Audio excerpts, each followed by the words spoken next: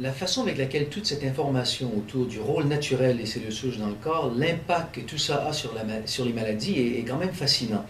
Pour comprendre de base de quoi tout ça ressort, il faut comprendre que presque toutes les maladies sont la conséquence d'une perte de cellules. Le diabète est la conséquence de perte de cellules qui font l'insuline. Le Parkinson résulte de la perte de cellules qui font la dopamine. L'hypothyroïdie résulte de la perte de cellules qui font les hormones donc thyroïdiennes. La dégénérescence maculaire et la perte des cellules dans la rétine. Donc à peu près n'importe quelle maladie de cette façon-là est la conséquence de pertes cellulaires.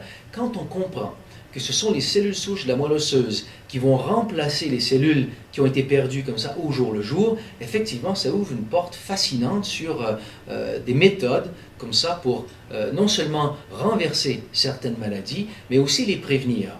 Maintenant, ce qu'il faut comprendre, c'est que aujourd'hui, dans le monde scientifique en général, il y a un peu deux extrêmes un petit peu qui tirent. Il y a d'un côté les avant-gardistes qui vont vraiment pousser pour étudier le rôle des cellules souches dans le traitement de différentes maladies. Et aujourd'hui, on sait par exemple qu'on peut isoler, ce qui s'est fait d'ailleurs au Québec très récemment, on peut isoler des cellules souches de la moelle osseuse, les injecter au niveau du cœur, et ces cellules vont se transformer en cellules du cœur pour aider le cœur à se réparer.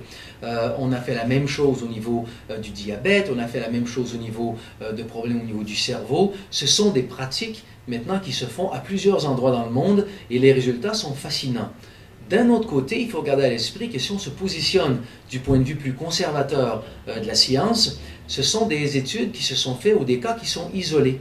Ce ne sont pas des études qui sont faites à grande échelle où maintenant on a des méthodes établies, où on peut dire vraiment qu'il y a des protocoles pour isoler les cellules souches, pour vraiment mettre en pratique ces approches-là d'une façon généralisée. Donc, de façon générale, la réponse à la question de quelle façon s'utiliser ces cellules souches pour le traitement des maladies, il faut voir que ça s'est fait, il y a un futur vraiment prometteur, mais les méthodes généralisées ne sont pas encore mises au point, donc c'est des choses qui sont encore vraiment en développement. Je pense que c'est le futur de la médecine et ça va être là bientôt, mais encore une fois, tout ça est toujours en développement.